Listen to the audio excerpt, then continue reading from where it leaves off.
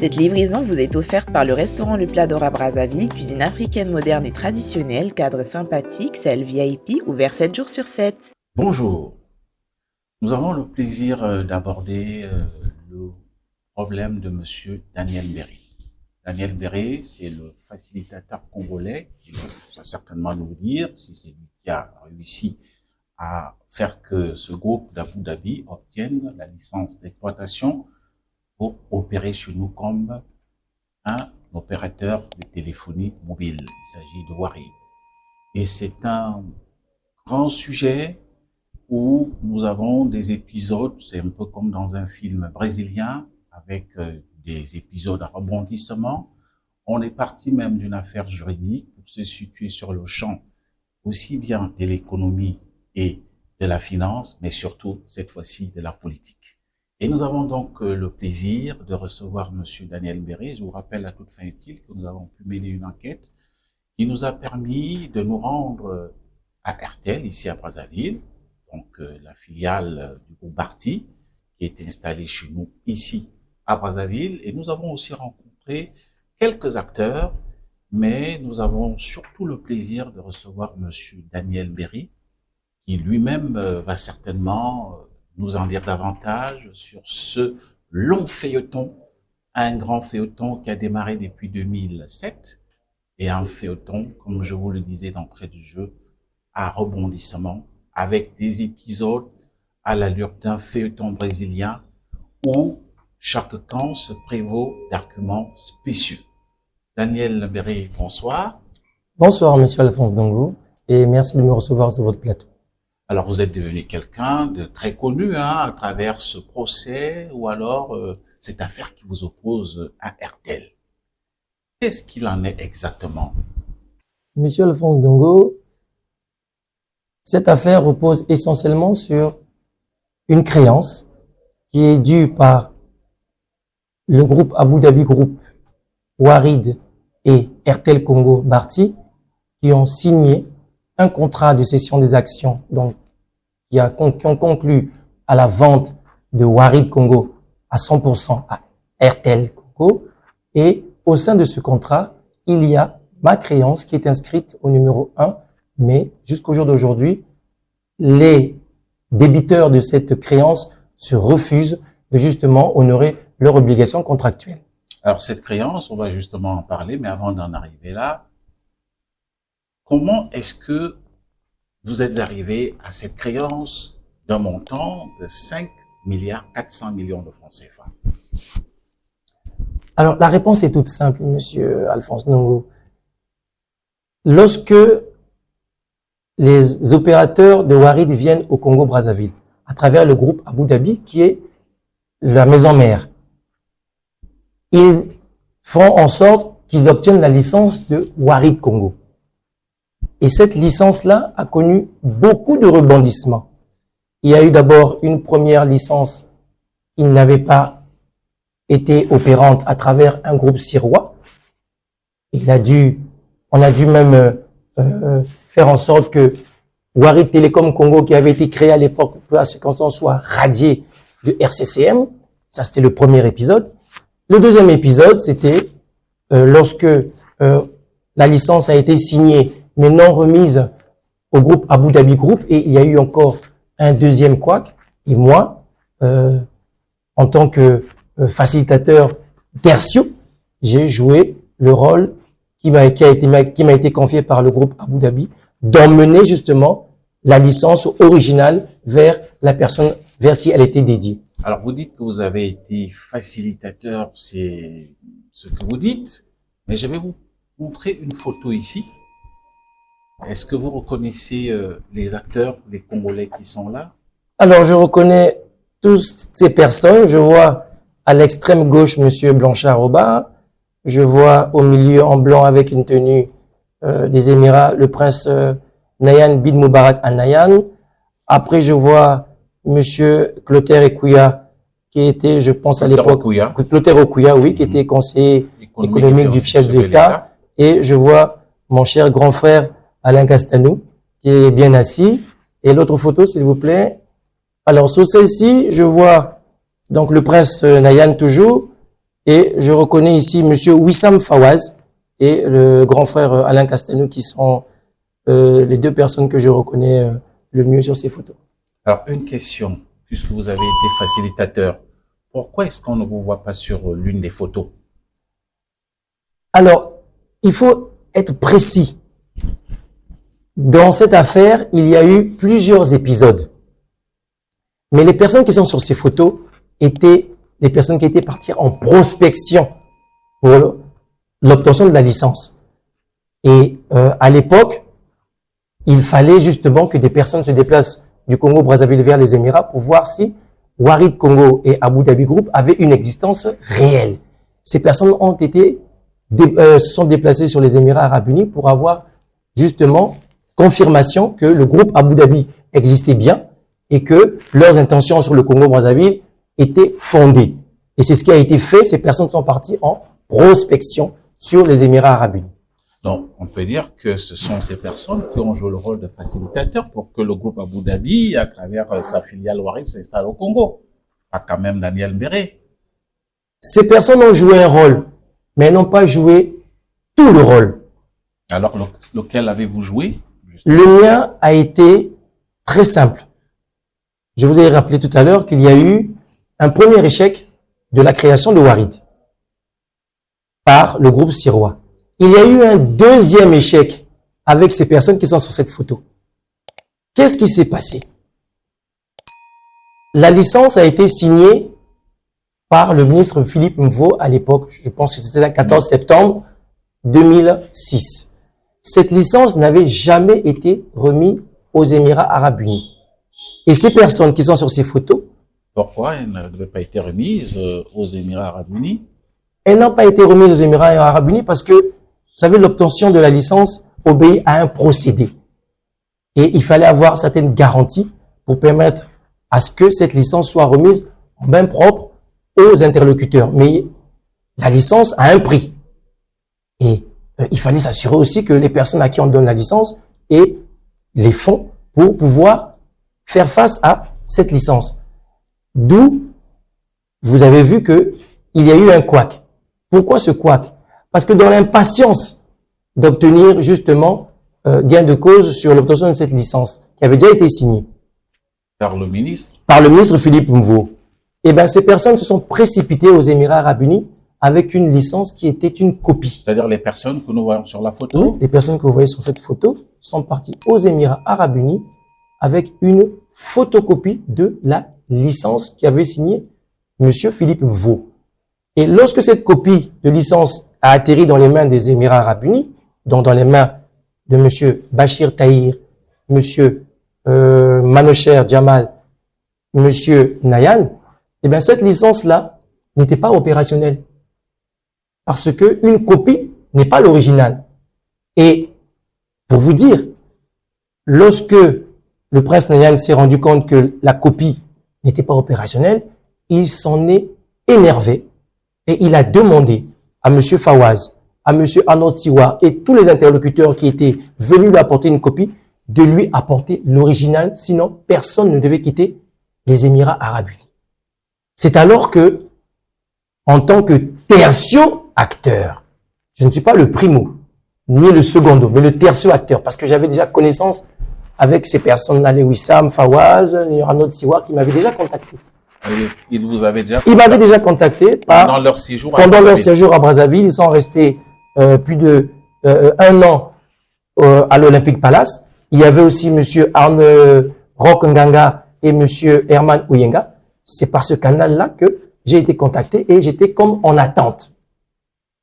Et lorsque le deuxième couac s'est produit, intervient, voilà, on me fait appel pour me dire, monsieur Mbéré, si vous n'intervenez pas, nous allons avoir de sérieux problèmes avec le prince Nayan qui est déjà dans toutes ses colères.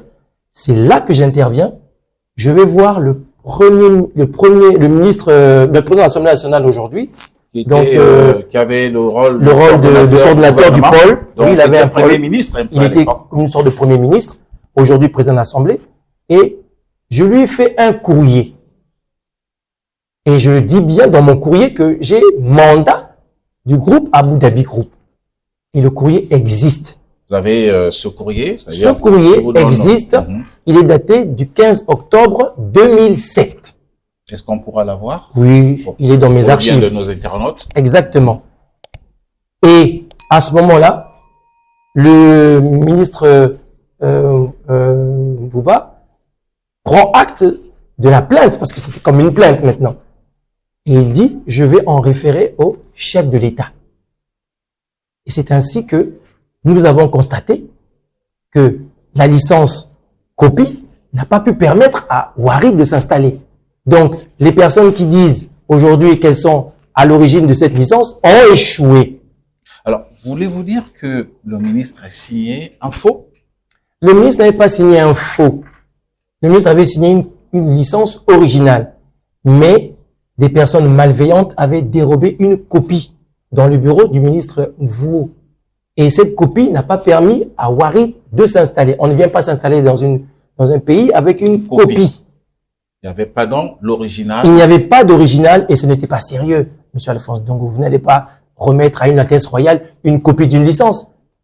Pour que le ministre signe, c'est juste pour la compréhension des internautes, on suppose que ces gens sont passés à la caisse pour payer ce qu'il fallait à l'État pour justement obtenir la licence d'exploitation.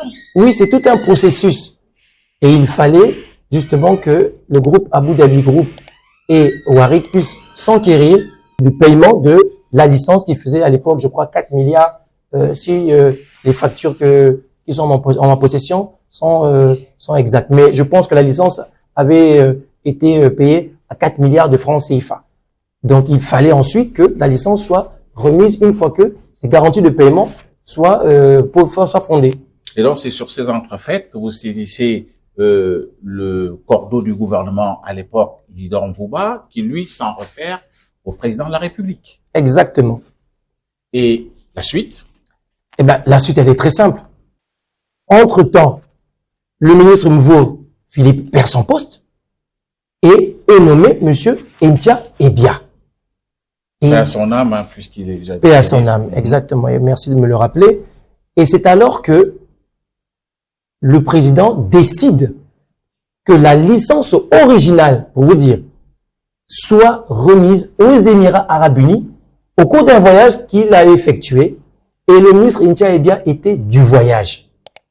La licence a été remise par le chef de l'État en main propre au Cheikh Nayan bin Moubarak Al Nayan. Et c'est ainsi que, une fois qu'ils ont eu cette licence, ils m'ont félicité de l'intervention que j'avais eu à faire. Voilà, exactement. Et ils m'ont dit qu'ils allaient justement penser à une rémunération, donc ce qu'on appelle une commission. Mais entre-temps, ils avaient décidé de me nommer consultant auprès de Ouarid, où je devais reporter directement au groupe Abu Dhabi. Une parenthèse. Je voudrais qu'on revienne un tout petit peu en arrière. Vous avez parlé d'une lettre dont que vous a remis le patron du groupe d'Abu Dhabi. Que disait exactement cette lettre? Celle qui vous donnait un mandat de mener des négociations en tant que facilitateur. Est-ce qu'on peut avoir un peu les termes de référence? Alors, il n'y a pas eu de lettre de Abu Dhabi Group. Non. Il n'y a pas eu de lettre Abu Dhabi Group. Il y a eu un courrier que j'ai adressé au ministre du Pôle. Et dans mes contacts avec la famille Fawaz, monsieur Bachir, qui était le CIO du groupe Abu Dhabi Group, ils m'ont informé que je devais agir en leur nom pour être sûr que j'avais toutes les cartes dans mes mains. Et c'est ce que j'ai donné comme information. Est-ce que dans la lettre figurait à peu près le montant de la commission au cas où vous réussissez à leur obtenir la licence d'exploitation? Non, à ce moment-là, il n'y avait pas, non, vous savez, il faut dire la vérité. Nos frères arabes ont le sens de la parole donnée. Ils ont pris un engagement, ils m'ont dit ceci. Si vous réussissez à nous sortir de ce bourbier, nous allons vous récompenser. Le montant n'était pas encore précisé. Voilà. Et le montant ne sera précisé que par le financier de Ouarid une fois installé. Donc, je suis déjà nommé consultant On me fait appel dans le bureau du financier. Je me rappelle, c'était monsieur. Pour le bien de nos internautes et tous ceux qui nous suivent, alors, le groupe Warid réussit donc à obtenir la licence d'exploitation. Oui. En récompense, dans un premier temps, on vous demande de travailler à Warid. Oui, ça? on me nomme consultant. Vous êtes nommé comme consultant. Oui. Ça veut dire que vous avez donc un salaire, on peut dire ça. Oui, vous avez des émoluments. Avec des avantages qui vont... Avec un véhicule flambant neuf, avec une carte de carburant qui était justement destinée à toutes les personnes qui avaient justement ce poste-là, et aussi un ordinateur qui me permettait de travailler et avoir des connexions avec le groupe Abu Dhabi. En sus, ils vous disent verbalement que vous aurez une récompense en contrepartie de ce que vous avez fourni comme effort pour qu'il soit installé. Exactement. Seulement, c'était une promesse verbale. C'était une promesse verbale, et cette promesse verbale a fini par être matérialisée dans le contrat de cession des actions qui a conclu la vente de Warid à Airtel. Avant d'y arriver, Monsieur Daniel, vous êtes quand même un intellectuel, hein, ça c'est connu. On sait que dans le cadre de ce dossier, on peut même dire que vous êtes devenu un érudit en matière de jurisprudence.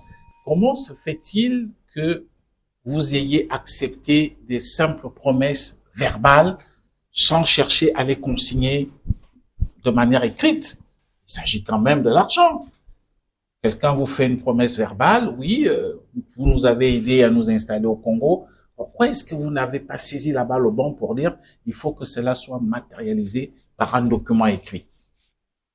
Je n'ai pas eu besoin de matérialiser ce document puisque l'accueil qui m'avait été réservé lorsque la licence de Warid a été obtenue allait même au-delà même d'un courrier qui pouvait être une simple signature. Non, j'avais été plébiscité et j'avais carte blanche de communiquer directement avec les Émirats arabes unis. Et mon ordinateur que j'ai encore fait foi. Je reportais directement au groupe Abu Dhabi, donc je n'avais pas besoin d'un document alors que je traitais directement avec ces personnes-là. Alors, certainement que vous avez fait une confiance assez aveugle à vos partenaires, mais lorsqu'on regarde la suite, que je vous prie de développer, on constate que ça finit par déboucher sur des procès en justice. Oui. D'abord parce que vous avez porté plainte contre le groupe Abu Dhabi. Nous avons porté plainte contre le groupe Abu Dhabi. Selon les documents, oui. Nous avons porté plainte contre le groupe Abu Dhabi parce que il faut dire les choses telles qu'elles sont. Au cours de la vie de Warid, la direction de Warid a changé. Oui. Donc, ceux qui étaient venus après ceux qui étaient en primo-installation n'avaient pas le même regard que ceux qui étaient venus les premiers. Et donc, ils ont comme voulu contester cette créance. Cette créance. Voilà. C'est là où j'ai fait rappel au directeur financier de la promesse qui avait été faite.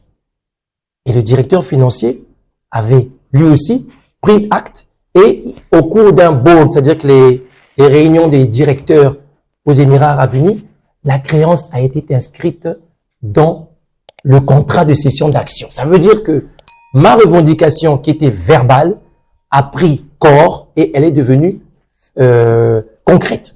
Donc le groupe Abu Dhabi avait acté cette créance et ils l'ont reporté dans le contrat de cession des actions qui a conclu la vente de Warid Congo à 100% à Airtel Congo. Alors, cette commission, ça fait 10%, c'est ça? Parce que c'est ce que nous lisons à travers les documents. 10%, vous l'adossiez sur quelle valeur marchande? Alors, je ne suis pas un expert en ingénierie financière. Cette question... Mais comme on sait que vous êtes quelqu'un d'assez intelligent... Il y a beaucoup de personnes qui pensent que c'est une création de l'esprit. Ils sont en tort. Ce n'est pas M. Mbéré qui a inventé ce montant. C'est le financier, les financiers de Warid qui ont proposé ce montant. Et ce montant-là a été acté. Je ne vois pas pourquoi ce montant-là va provoquer des crises urticaires auprès de certaines personnes. Alors, vous avez d'abord engagé une première procédure contre justement votre ancien partenaire, si on peut l'appeler ainsi, le groupe Abu Dhabi. Et est-ce que le groupe Abu Dhabi, quand même, pour dire les choses telles qu'elles sont, pourquoi est-ce qu'elle n'a pas cherché, une fois installée, à commencer à apurer ce qu'elle vous doit en termes de commission que vous devriez percevoir en tant que facilitateur? Elle a quand même, ce groupe a exercé pendant quelques années dans d'autres pays. Le groupe Abu Dhabi a été poursuivi en justice parce que nous voulions savoir, à l'époque on n'avait pas la clairvoyance du contrat, nous voulions savoir si cette licence que nous avons obtenue justement en tertio facilitateur avait justement pris en compte les conversations que nous avions eues avec le groupe Abu Dhabi. Et lorsque nous faisons la procédure contre le groupe Abu Dhabi, c'était en fait comme pour tirer les vers du nez. Et lorsque les vers du nez ont été tirés, le groupe Abu Dhabi a fait savoir qu'il y avait un contrat. Et que c'était pas nous qu'il fallait poursuivre, mais c'était RTL. Donc, vous avez vu que dans les procédures contre le groupe Abu Dhabi Group, nous avons gagné. Parce qu'il y avait des emails de M. Manoutier, qui était le financier du groupe Abu Dhabi, qui nous a fait la promesse que M. Mbéré, vous serez payé. Ces mails, nous les avons encore. Transaction exactement. Entre Warid et exactement. Il y avait un mail de M. Manoutier, financier du groupe Abu Dhabi, qui prend l'engagement justement de dire que M. Mbéré, votre récompense vous sera versée. Et c'est ce que nous avons fait. Nous avons produit ce mail à la Cour d'appel de Brazzaville. Nous avons produit ce mail au tribunal de connaissance de Brazzaville. Le mail a été authentifié et nous avons pu, dans nos procédures juridiques, obtenir gain de cause. Alors, toujours quand même une question. Je reviens toujours sur votre premier partenaire. On va arriver sur le cas RTL. Je me suis rendu à RTL pour votre gouverne dans le cadre de cette enquête. Le groupe Warid obtient donc la licence d'exploitation à 4 milliards de francs CFA. Oui. Elle exerce pendant quelque temps dans notre pays. Pourquoi restez-vous silencieux et ne leur exigez pas de vous payer les 10% au prorata des 4 milliards de francs CFA qu'ils ont justement payés à l'État congolais? Monsieur Alphonse Dongo, lorsque j'ai été nommé consultant, je n'y étais pas pour rester. Les 4 milliards, je vous rappelle, ça vous fait exactement, je crois, sauf je me trompe, 400 millions de francs CFA. Ça, c'est le prix de la licence. Le prix de la licence. Oui. Non, moi, je parle du fait que je sois consultant et pourquoi je n'ai pas, vous me demandez pourquoi je n'ai pas réclamé. Je vous dis simplement ceci. J'ai été nommé consultant, non pas pour y rester, mais c'était pour attendre la récompense qui m'était due. Ensuite, j'ai demandé à partir. Lorsque j'ai demandé à partir, ils m'ont dit non, restez avec nous parce que au moins avec vous, nous avons certaines garanties que ces mauvais épisodes ne vont plus se reproduire. Et pour vous dire, mon salaire était exponentiel. C'est-à-dire que chaque année, le salaire augmentait de 1 million. C'était une façon pour eux de me dire, attendez un peu, on va penser à votre... C'est une manière pour eux de vous récompenser, non? Une façon de récompenser. Oui, mais vous savez, les télécoms, c'est un secteur qui est très florissant et on y gagne beaucoup d'argent dans ce secteur. Et donc, pour eux, le montant qu'ils me donnaient par rapport au travail qui avait été fait était quand même un peu dérisoire. Il faut se le dire. Donc, nous sommes restés avec justement cette promesse et lorsque le financier a introduit ce montant dans l'acte de cession. On va en arriver parce qu'on va vraiment aborder la deuxième partie sur RTL. Vous vous séparez avec Warid à quel niveau? On se sépare avec Warid lorsque le nouveau directoire de Warid avait une autre vision et il demande à ce que les consultants puissent faire de la place. Et il y avait comme une sorte de restructuration de l'entreprise. De l'entreprise. Et entre-temps, le temps de la séparation, pendant une année, j'ai touché mes émoluments tels quels. À la fin de l'année écoulée, j'ai eu droit à bénéficier du véhicule, donc qui était flambant neuf, et j'ai aussi... En paiement de droit. En paiement de droit, et j'ai aussi bénéficié... D'un montant de combien? C'était 12 millions de francs CFA. Vous voyez que 12 millions de francs CFA, par rapport à une telle opération, ça ne représente strictement rien. Et j'ai gardé l'ordinateur qu'ils m'ont donné, et Bref. un téléphone portable qui était, disons, en usage. Donc, c'était simplement une façon de vous dire, bon, ben merci. Maintenant, on va déboucher sur votre différend avec RTL.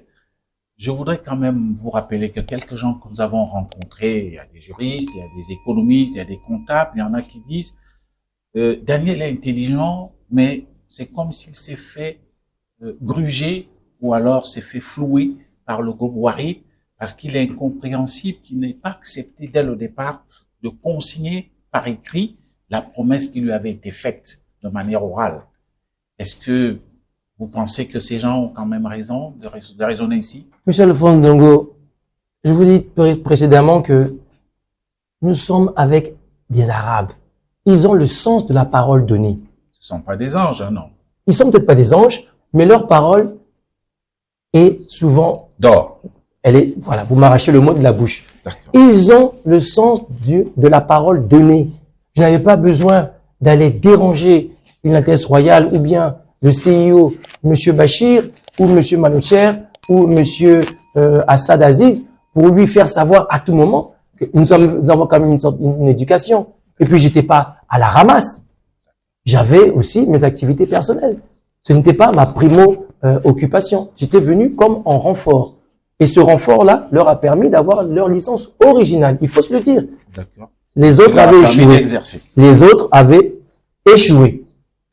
D'accord. Maintenant, arrivons sur votre différend avec RTL. RTL rachète donc Warid. Est-ce que vous avez le montant qui a justement fait l'objet de cette transaction? Alors, je vais vous surprendre. Si je m'en tiens au montant qui est dans le contrat, oui. La transaction Warid RTL a coûté 24 milliards de francs CFA. C'est-à-dire ce qui est officiel, qui est consigné, ce qui est consigné, de nos impôts, ce qui est consigné au niveau de nos impôts, ce qui est consigné dans le contrat de cession des actions. Malheureusement, monsieur Alphonse Ndongo, je vais vous dire ce qui se passe. Le contrat de cession des actions du 4 novembre 2013, qui consacre la vente de Warid à RTL, à 100% des actions, avec Abu Dhabi Group comme garantie vendeur, Warid comme vendeur, RTL comme acquéreur, a été remis aux impôts sous la forme d'un faux document. Je le dis et je pèse mes mots. Bon. Parce que... Est-ce que vous avez la preuve de ce Mais bien sûr, j'ai ici devant moi 2 jeux. Alors, voici le contrat qui a été remis aux impôts de Brazzaville. Vous voyez que... Alors, oui, je peux le lire en attendant de le filmer. Hein. Je lis ici, en date du 4 novembre 2013, contrat de cession d'actions concernant Warid Congo Société Anonyme entre Warid Telecom Congo, LLC, en qualité de vendeur, et Dhabi Group en qualité de garantie du vendeur, et RTL Congo Société Anonyme en qualité d'acquéreur. C'est un document assez de plusieurs pages, il est volumineux. Alors, je ne sais pas si dans nos services, les gens peuvent prendre la peine de lire tout un document. Ben, j'espère, parce que ce document, c'est une mine d'or. Il est vraiment volumineux, il faut le reconnaître, certainement, oui, pour le bien de nos internautes, on peut le filmer. C'est vraiment un document volumineux. Donc, pour vous, ce document que je tiens entre mes mains est faux. Ce document que vous tenez entre vos mains est faux. Je vais vous dire pourquoi, monsieur. Le vrai? Ben, le vrai, le voici. Ah bon? Il a le même, à peu près le même volume, mais il est un peu plus gros. Oui. Parce que dans le document... Est-ce qu'on peut faire le distinguo d'abord pour voir où est le faux? Parce qu'il est volumineux. Alors, je vais vous dire. Où est-ce que vous avez décelé les preuves du faux? Pour qu'on aille... Dans le document qui a été remis aux impôts. Donc, ça, c'est le vrai que je tiens entre mes mains et c'est lui que tient Daniel. D'après lui, s'il vous plaît, c'est pas moi. D'après les recherches de Daniel, celui-ci est faux. Oui. Et celui-là que je tiens est vrai. Exactement. Pourquoi? Pourquoi je dis qu'il est faux? Parce que celui-ci ne contient pas la liste des créances, l'annexe 16. L'annexe 16. Voilà. Je pense que j'y suis d'ailleurs. Vous y êtes déjà et vous remarquerez que ici, cette annexe n'existe pas. Peut-être on va commencer par celui qui est faux pour qu'on fasse le distinguo auprès des... Vous dites que celui-ci est faux? Ben, il n'existe pas. Il n'y a pas d'annexe. L'annexe 16 n'existe pas. L'annexe 16 n'existe pas. Non, elle n'existe pas. Bon, maintenant, on va présenter ici, par contre, celui que vous présentez comme étant vrai. Voilà. Vous voyez bien, il y a l'annexe 16. Exactement. Voilà. Et cette annexe 16 et la liste des créances qui étaient à solder. Oui, on voit ici, annexe 16, réclamation contentieux à solder. Voilà. On voit beaucoup d'entreprises, on ne va pas citer leurs noms, y compris des personnes physiques. Et puis, on voit autre réclamation. Je commence par vous, Daniel Mbérié contre Warid, 7 octobre 2013. Bon, c'est en anglais, je vois un montant de 11,250 milliards. C'est ça? Millions de dollars. C'est en dollars, oui, c'est en dollars, C'est exact. plutôt 11 250 millions de dollars. Exactement. Pour ceux qui nous suivent. Avec conversion, ça fait 5 milliards 400. 5 milliards 400. Alors, ça nous intéresse. Comment est-ce qu'on arrive à 5 milliards 400, monsieur Daniel? Je vous l'ai dit précédemment, c'est le service financier de Warid qui donne l'information justement au groupe Abu Dhabi et qui décide ensemble de... C'est-à-dire, pour que les internautes comprennent, lorsque donc RTL rachète Warid, Warid présente donc la liste des créanciers. Du passif. Du passif. Très puisque bien. l'entreprise est censée, lors de l'acquisition, de supporter aussi bien le passif Que l'actif. que l'actif. Exactement. Et donc, sur la liste, dont on peut dire sur le chapitre réservé au passif, Oui. se trouve, entre autres, votre créance. Exactement. Alors, 5 milliards 400 millions de francs CFA, ça correspond, vous le dites, à vos commissions. Exactement. Mais ces commissions de 10% sont adossées certainement sur une valeur marchande. Ça, Est-ce cette valeur marchande, vous nous avez parlé de 24 milliards, mais si c'est 10%, ça devrait faire 2 milliards 200 millions de francs CFA. 2 milliards 200 millions de francs CFA. alors, ça, c'est l'ingénierie financière qui peut vous répondre parce que moi, je ne suis pas financier, mais moi, tout ce que je sais, c'est que ce montant a été reporté par le groupe Abu Dhabi Group Warid RTL lors de la session d'action. Vous savez que... Ce qui nous laisse à supposer que la valeur marchande n'est pas de 24 milliards, celle que vous avancez, elle doit être un peu plus. Puisque pour qu'on soit 5 milliards 400, ça veut dire que la valeur marchande est de 54 milliards de francs CFA. Ça, c'est les ingénieurs financiers qui peuvent vous répondre. Moi, je Non. ne peux pas... On n'a même pas besoin de j'ai pas besoin de faire un calcul. beaucoup. Mais monsieur Alphonse Dongo, il y a un problème qui se pose. Oui. C'est vous qui dites que la valeur marchande de Warid est de 24 milliards. C'est celle qui est reportée sur le contrat. Oui, bien sûr. Très bien. Alors, je vais vous étonner, monsieur Alphonse Dongo. Est-ce que vous savez que ce contrat existe en version anglaise et que RTL refuse de le produire? Oui, je peux le certifier puisque moi je me suis rendu à RTL, j'ai été bien reçu, je dois le dire, mais je n'ai pas, puisque j'ai demandé à avoir ce contrat en langue anglaise, Oui. je n'y ai pas eu accès. Je dois le dire en tant que journaliste, parce que notre rôle est de dire aussi la vérité. Eh ben, Par contre, on m'a montré, je ne sais pas si c'était le vrai d'après vous, si c'était le vrai ou le faux, mais j'ai vu votre créance. très bien. Voilà. Donc, c'est déjà une bonne base. Et je vais vous surprendre, monsieur. Mais est-ce Alphonse que Dongo. cette créance est certifiée? Parce que bon, lors d'une opération de rachat, il peut arriver que quelqu'un vienne faire une réclamation tout à fait normale pour dire, savez-vous que cette entreprise que vous avez achetée me doit X francs? Est-ce que cela constitue déjà une créance qu'on ne peut pas contester? Vous savez, lorsqu'on établit un contrat de cession des actions, c'est une procédure qui est longue. Oui. Il y a des experts qui s'asseyent et qui regardent ensemble quelles sont les mentions apportées dans ce contrat. Et il y a ce qu'on appelle les clauses qui peuvent inclure des dispositions sur les garanties du passif. Et cette clause-là me permet aujourd'hui d'être inscrit dans ce contrat. Ce n'est pas monsieur Mbéré qui est allé s'inscrire lui-même, mais c'est le groupe Abu C'est-à-dire que Dhabi. lorsque le groupe Abu Dhabi transmettait les dossiers, Exactement. il y avait votre créance Qui était déjà réclamée. Exactement. Et vous savez très bien que en droit, lorsque vous faites une réclamation et que cette réclamation-là est actée et signée, elle devient automatiquement une dette. C'est pas moi qui vais vous l'apprendre. Si quelqu'un vient aujourd'hui vous réclamer 1000 francs Et vous dites, ah mais oui, mais les 1000 francs que tu réclames, bon, écoute, je vais te signer un papier, je te mets dans un contrat, et puis bon, ben c'est fini. La personne peut vous les réclamer à tout moment. Parce que la réclamation est attestée. Et je vais encore vous surprendre, monsieur Alphonse Ndongo. Ce contrat en anglais, pourquoi Airtel ne veut pas le produire? Moi, j'ai ma petite idée. Pour votre gouverne, je vous permets d'y répondre. Airtel, en posant la question, dit que nous sommes un pays francophone et que par conséquent, le contrat de cette nature ne peut pas être libellé en anglais, sinon ça pourrait être un sujet assez incompréhensible pour les autorités congolaises. Est-ce que ce n'est donc pas pourquoi ils n'ont pas la version anglaise? Monsieur Alphonse Ndongo, oui, monsieur Daniel. Nous sommes des intellectuels. Ce contrat existe en 2 versions. Oui. La version anglaise et la version française. C'est écrit dans le contrat, en page 42. Le contrat en anglais est plus complet et il mentionne le vrai montant de l'achat de Warid. Ah bon? Bah oui. Si on ne veut pas vous le montrer, c'est parce que en son sein, il y a le vrai montant. Dans les 24 milliards. Le vrai montant, c'est lequel? Je ne le connais 54 pas. milliards. Je ne le connais pas, j'ai pas eu la chance de le voir. Mais je sais une chose.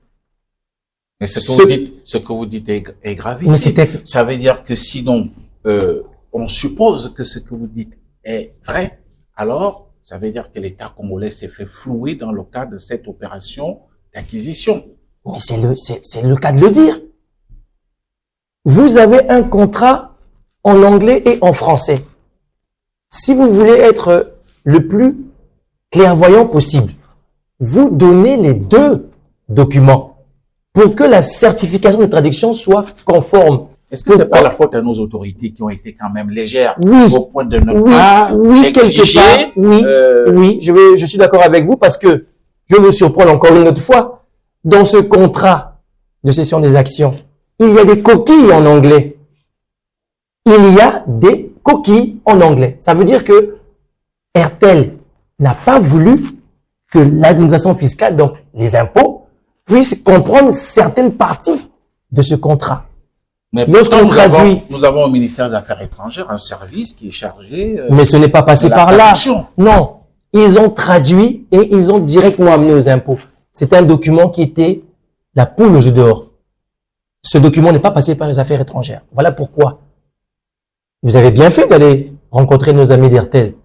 Mais vous avez vu qu'ils ont refusé de vous produire le document en anglais. Parce qu'ils m'ont dit qu'ils ne l'ont pas. Hein. Ils l'ont. Bon. Parce que,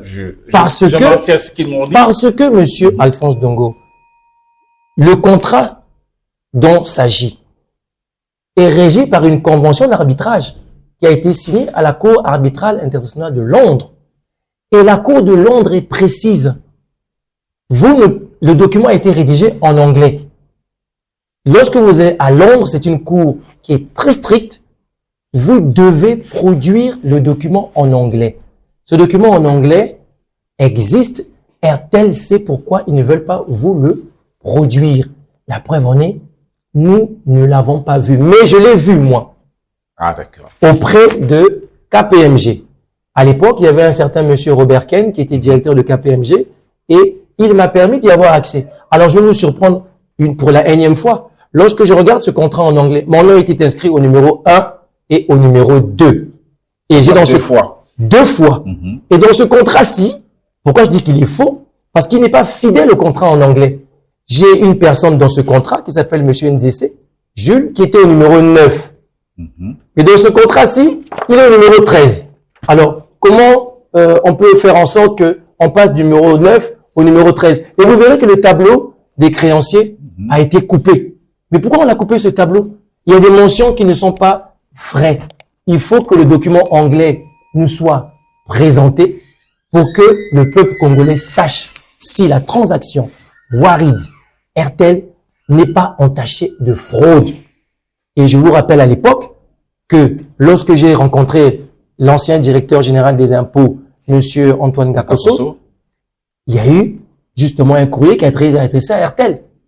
Et Airtel a répondu. Mais Airtel a envoyé ce faux document. Il est faux. Il n'est pas complet.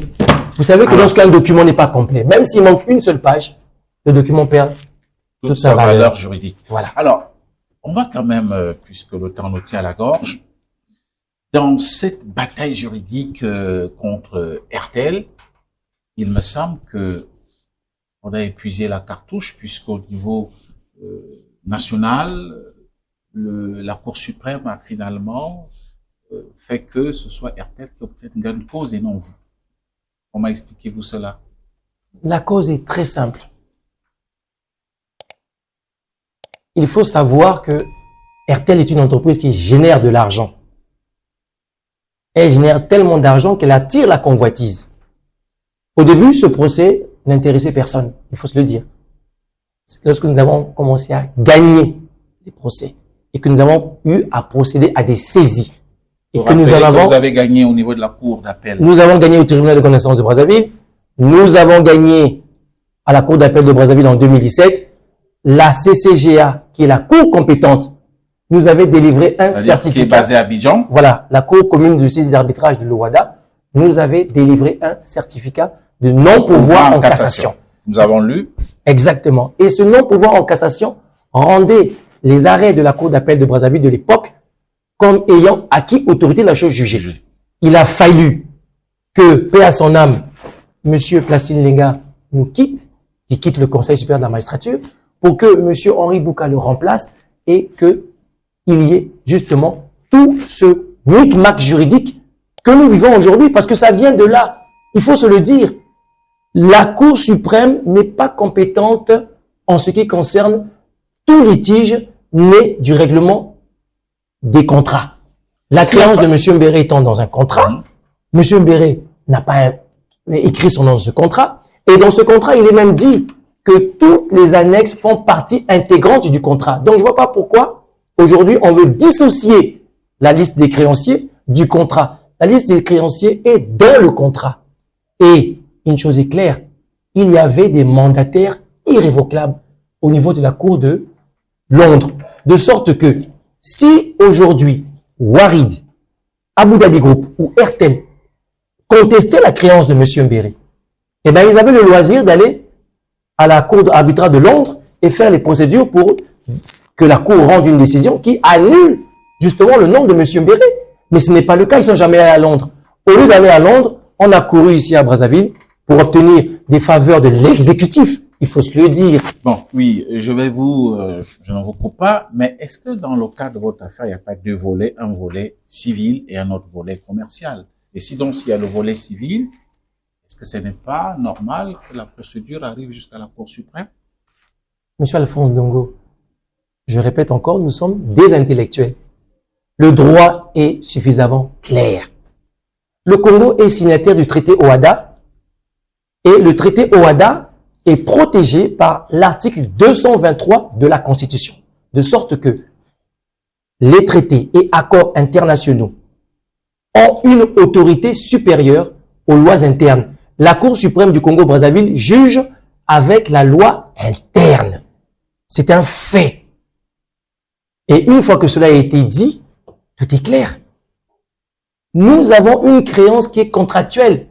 La procédure a commencé par les dispositions de l'article 54 de l'acte uniforme. C'est-à-dire que lorsque M. Ndongo estime qu'il a une créance qui lui est due, il peut saisir le juge commercial ou alors le juge civil. C'est ce qu'on appelle en droit le choix mixte de juridiction. Ce n'est pas verrouillé. Non. Il faut que ceux qui comprennent pas ce mécanisme juridique l'apprennent définitivement par ma voix. Si M. Mbéré a choisi le juge civil, il avait aussi le choix de prendre le juge commercial. C'est ce qu'on appelle le choix mixte de juridiction. C'est un principe de droit élémentaire. Nous avons choisi le juge civil. Et lorsque le juge civil ou le juge commercial vise les dispositions de l'article, les dispositions de l'OHADA, l'affaire donc finit au niveau des cours d'appel et après les cours d'appel, ça va à la CCGA ou alors ça va en cour arbitrale à Londres. De sorte que la CCGA, donc la Cour de justice d'arbitrage de l'OHADA, ne juge que les arrêts des cours d'appel des États partis. La Cour suprême n'est pas mentionnée dans le contrat. il y a une disposition 1.14 qui dit que la procédure commence au tribunal et qu'elle arrive à la cour d'appel le cas échéant. Le cas échéant. Ça veut bien dire que si nécessité, il y a. Dans le cas d'espèce, nous sommes arrivés à la cour d'appel. Et après, la même disposition, vous allez la lire, elle dit ceci. L'acquéreur est tenu d'effectuer le paiement par rapport à une réclamation attestée. Enfin, de quoi parle-t-on? Et donc, comme pour vous, cette réclamation est attestée, vous avez engagé cette bataille juridique. Je rappelle que vous avez pu même à un moment donné opérer des saisies de comptes appartenant à RTL. Oui, nous avons obtenu des saisies de comptes. C'est ce qu'on appelle un recouvrement forcé par voie d'huissier. Nous avons eu des titres exécutoires. Mais je vous rappelle aussi. Qu'est-ce qui a fait que vous ne puissiez pas recouvrer la totalité? Eh bien, vous l'avez soulevé tout à l'heure. L'exécutif s'en est mêlé. Ah, l'exécutif. L'exécutif s'en est mêlé. C'est ce que vous dites, parce bien sûr. Il y a le principe de séparation de pouvoir qui est reconnu par Montesquieu. Si vous me dites qu'il y a l'immixtion de l'exécutif sur le judiciaire, expliquez-nous de quoi il s'agit. Alors, vous avez bien fait de rappeler l'immission de l'exécutif dans le judiciaire. L'exécutif ne peut s'immiscer dans le judiciaire. Pourquoi? Et dans le cas d'espèce, il y a eu l'éviction de l'exécutif. Exactement. Et je vais vous faire plus simple. Oui. La Constitution du 25 novembre 2015, en son article 169, dispose que l'exécutif, ni le législatif, ne peut ni statuer, ni entraver, et ni surseoir à l'exécution de décision de justice. Nous avons gagné le 4 janvier 2023 à la Cour d'appel de Brazzaville sur la base des dispositions de l'OHADA. Oui. Nous avons ensuite obtenu un certificat de non-pouvoir en cassation émanant des services du greffe de la Cour commune de justice et d'arbitrage, de sorte que l'arrêt du 4 janvier 2023 rendu par la Cour d'appel de Brazzaville avait acquis autorité de la chose jugée. On ne peut plus y revenir. La Cour suprême est venue casser un arrêt pour lequel elle n'a pas compétence. Le contrat ne la connaît pas. Il faut se le dire. Le contrat avait prévu ces mécanismes. Le contrat a ce qu'on appelle ses juges naturels. Je ne vois pas pourquoi l'exécutif va donner des instructions au judiciaire, ce qui est d'abord une faute. Et en plus, il y a un courrier, Monsieur Alphonse Ndongo. Il y a un courrier? Ben oui, il y a un courrier qui a été justement... On peut en prendre connaissance. Je ne sais pas si je voulais... Des choses, ben oui, j'ai le courrier ici avec moi. Oui. Je vais vous le montrer. Il y a un courrier qui émane justement du directeur de cabinet, du ministre d'État, plutôt directeur de cabinet du président de la République, avec les mentions confidentielles, urgence signalée, datée du 31 janvier 2023. Oh là là. Et qui fait... Nous allons certainement le mettre à la disposition de nos internautes. Je lis bien ici, oui, président de la République, ministre d'État, directeur du cabinet du président de la République, à monsieur le président de la Cour suprême. Dossier Mbéry contre RTL Congo.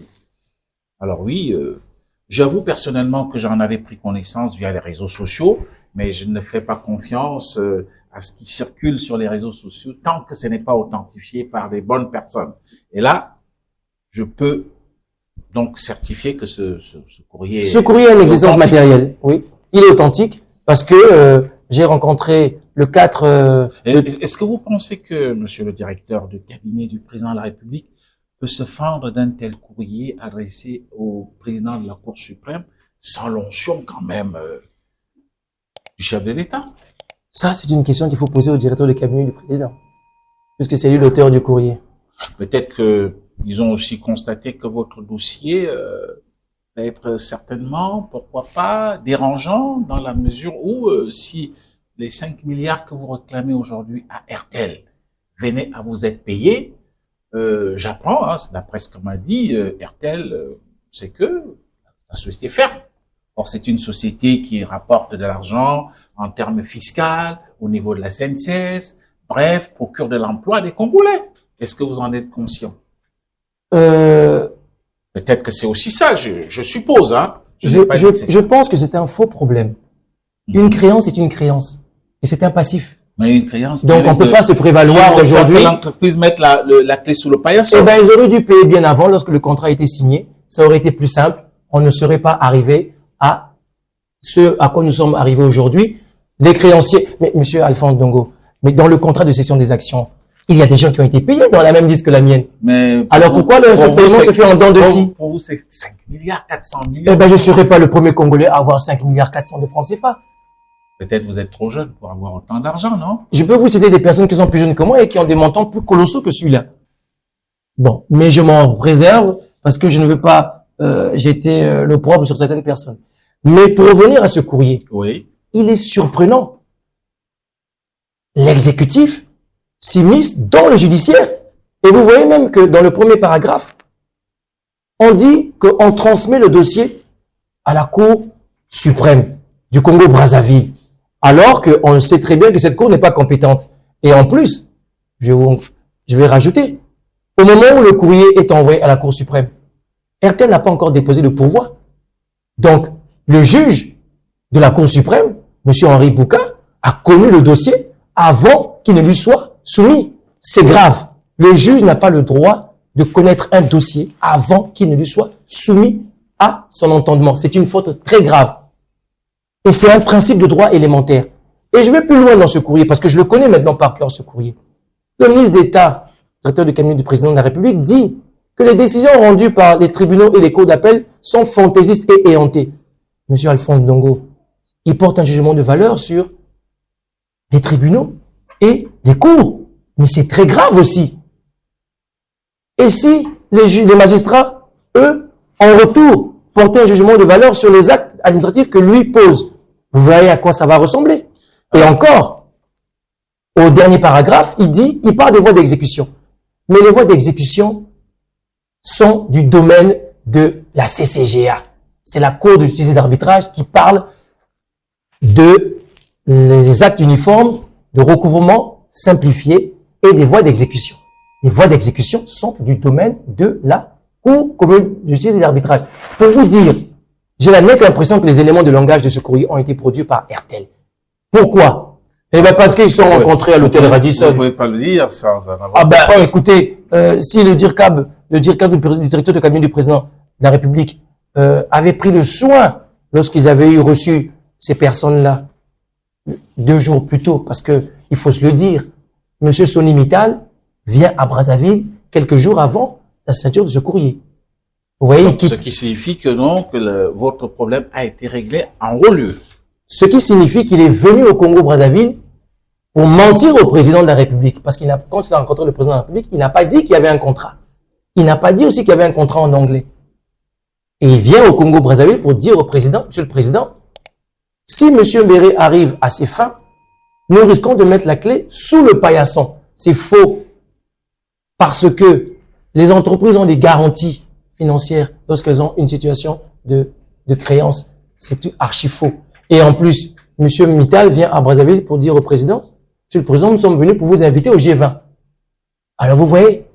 Mais vous n'étiez pas là pour avoir toutes ces informations. Non, il y avait une interview télévisée. Ah, d'accord. Il y a eu une interview télévisée et il dit qu'il est venu inviter le président de la part de M. Naramodi pour l'inviter au G20. Mais M. Alphonse Ndongo, l'invitation n'a jamais eu lieu. Ça veut dire que c'était une raison fallacieuse. Alors, si je comprends bien, à la lecture de ce courrier, oui, on peut parler de politisation du judiciaire. Mais est-ce que vous-même aussi, vous êtes quand même quelqu'un de très introduit, il faut le reconnaître, Monsieur Daniel Mbéré, vous n'êtes pas n'importe qui, je ne vais pas en dire davantage, mais est-ce que vous-même, vous n'avez pas aussi usé des mêmes mécanismes, des mêmes relations, parce que vous avez quand même des bras longs, vous êtes aussi connu dans le cercle présidentiel, est-ce que on ne vous accuse pas aussi d'avoir utilisé les mêmes réseaux pour justement influencer le différend qui vous impose à RTL au niveau de la justice?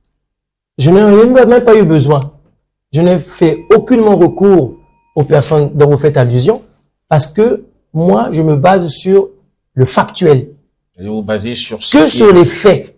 Donc, lorsque vous avez raison, vous n'allez pas chercher l'intervention extérieure. Les faits vous donnent déjà raison. Donc, c'est une affabulation de dire que M. Mbéré est allé. Je ne sais pas si j'avais les bras aussi longs que certaines personnes, mais bon, ils sont pas aussi longs que vous le dites. Ils sont quand même longs, M. Mbéré. Vous n'êtes pas n'importe qui. Et alors, maintenant que la Cour suprême a décidé en dernière instance, je ne dis pas en dernière instance, a décidé ainsi. Quelle est la procédure? Est-ce que ça s'arrête? Vous perdez les 5 milliards 400? Maintenant que votre problème semble aussi se politiser, que ça arrive à un certain niveau, au point où on lit des courriers qui viennent de l'exécutif, est-ce qu'il ne vaudrait pas mieux baisser les bras et dire, bon, je perds les 5 milliards 400 millions de francs CFA? Alors la réponse est encore toute simple. Oui. Dès lors que vous n'avez pas le droit de vous immiscer dans une affaire qui ne vous concerne pas, tout ce que vous pouvez faire tombe à l'eau. Pourquoi? Parce que personne ne peut éteindre ce contrat. Ce contrat demeure. Il est ni modifiable, ni transformable, et il permet à M. Mbéré de réclamer sa créance à tout moment. Et encore, je vais vous surprendre. Si nous arrivons à faire une exéquature, nous pouvons saisir tous les biens de RTL à l'intérieur de l'espace OADA. Nous ne voulons pas justement salir le Congo et engager une telle procédure. Mais c'est encore plus grave. Le politique s'immisce dans le judiciaire. Pourquoi? Pourquoi? Qui a intérêt à ce que M. Mbéré ne puisse pas entrer en possession de cette somme d'argent? C'est 5 milliards 400 au Congo. Vous allez me dire, il y a des choses qui sont beaucoup plus importantes que ça. Cette immixtion n'a pas de sens. Mais, lorsque je creuse, je me rends compte que RTL, dans son RCCM, fait apparaître une entreprise qu'on appelle Solti International Congo, qui est dirigée, à l'époque où j'avais eu le RCCM, par un certain Jean-Marc Boukoro, qui détient 10% des parts. Moi, avec ma petite intelligence, elle est peut-être petite, oui, mais j'ai pensé que c'était de ce côté-là où venait un peu le couac. Vous savez, lorsque on vous retire un certain beefsteak de votre table, je crois que certains vont commencer à m'écrire. Hein. Et voilà. Vous savez très bien qu'RTL est une société anonyme. Bon, je ne vous prie pas de dévoiler déjà la liste des actionnaires qui sont anonymes. C'est de l'autorité publique. Bon, mais on peut quand même se poser la question. Hein. Il y a eu aussi un différend peut-être pas de la même nature, mais un différend entre une personne morale gabonaise et RTL Gabon. Alors, oui. On a vu, on voit un tout petit peu comment est-ce que cette situation a été décantée par un jugement rendu. Et lorsqu'on voit votre différend avec RTL Congo, comment appréciez-vous cette politique de 2 poids 2 mesures? Voilà, vous faites très bien de soulever cet aspect. Je reviens encore sur ce que je viens de vous dire. La Cour suprême du Congo-Brazzaville n'est aucunement compétente dans le dossier Mbéré contre RTL. C'est une affaire de contrat. Le contrat crée une obligation de faire ou de ne pas faire. Dans ce contrat, on n'a pas dit, et c'est pas écrit, de ne pas payer M. Mbéré. On a simplement dit réclamation. Et je vous mets en doute la partie du contrat qui a coupé le tableau. Pour revenir à l'essentiel. L'affaire du Gabon, elle est très simple aussi. C'est une entreprise qui avait en charge la gestion des pylônes de RTL Gabon. Il y a eu un contrat, comme un contrat de service. Sauf qu'ils avaient un contrat dûment signé. Vous n'en avez pas, monsieur. Je n'ai pas de contrat signé, mais je suis dans le contrat maintenant. Non, je suis dans le contrat maintenant. Parce que le contrat dit que les annexes font partie intégrante du contrat. Je suis dans l'annexe, donc je suis dans le contrat. C'est des mathématiques. Ça, c'est pas moi qui vais vous l'apprendre. Je crois que vous étiez sûrement en école dans une classe de mathématiques. Vous savez très bien que lorsqu'on dit que partie intégrante, ça veut dire que vous êtes dans. Je suis pas hors, mais dans. Et 2JTH a gagné son procès. Il se trouve que RTL, ne voulant pas payer la dette de 35 milliards, a fait recours à la Cour suprême du Gabon. 2JTH, comme dans votre cas. C'est la même chose. Les cours suprêmes se mêlent souvent des affaires qui ne les concernent pas. Le Congo a confié la compétence des contrats, notamment tout ce qui est OADA, à la Cour de justice et d'arbitrage. C'est très clair. Ils ne doivent pas s'y mêler. Ensuite, ce contrat-là de 2JTH a eu gain de cause. Et la Cour suprême du Gabon a été déboutée. Et lorsqu'elle déboute la Cour suprême du Gabon, elle augmente le montant qui passe à 55 milliards de francs CFA. Il se trouve que, comme ici au Congo, Monsieur Sonny Mittal, le même, va se retrouver en face du président Clotaire Oligui pour justement obtenir les mêmes faveurs qu'il a obtenues ici. Le président Oligui n'a pas accepté et a demandé de payer justement 2 JTH d'un certain Ngoma, et je pense qu'aujourd'hui, le paiement est en cours d'exécution. Alors pourquoi au Congo-Brazzaville, où le montant est divisé par 11, RTL s'en plaindrait? Au Gabon, ils vont payer 55 milliards. Au Congo, ils doivent payer 5 milliards, mais il faut le dire que le contrat a prévu 6% de taux annuel. Ça veut dire qu'au jour d'aujourd'hui, Ce n'est plus 5 milliards 400. non, ce n'est plus 5 milliards 400, c'est dans le contrat. Taux annuel de 6%, nous sommes désormais à une créance de 10 milliards 400. Donc, RTL me doit 10 milliards 400, si mon calcul est bon. Je pense que à un moment donné, j'étais à 10 milliards 200, mais je pense qu'on est monté à 10 milliards 400. 2 dernières questions. Depuis que vous êtes entré dans cette bataille juridique contre RTL, est-ce que votre ancien partenaire Warid, c'est-à-dire le groupe Abu Dhabi, vous s'est rapproché de vous pour certainement, pourquoi pas demander à RTL de vous rétablir dans vos droits? La réponse est très simple. Le contrat est libératoire. Le contrat le dit. Les gens ne prennent pas le temps de lire. Il faut qu'ils lisent le contrat. Nous avons remis ce contrat en bordereau des pièces à la Cour suprême. Je peux vous affirmer aujourd'hui qu'aucun de ces magistrats n'a lu ce contrat. S'ils avaient lu, ils auraient su qu'ils ne sont pas compétents. Et je vais vous faire encore un rappel dans cette procédure. Lorsque nous étions au TGI en 2018, nous avons fait des saisies conservatoires. Il y a un magistrat du TGI qui avait dit comme argument, qui avait donné comme argument pour annuler justement les saisies, l'inexistence de la version anglaise rend la créance incertaine. Vous imaginez ce que ça veut dire? Il n'avait pas lu le contrat.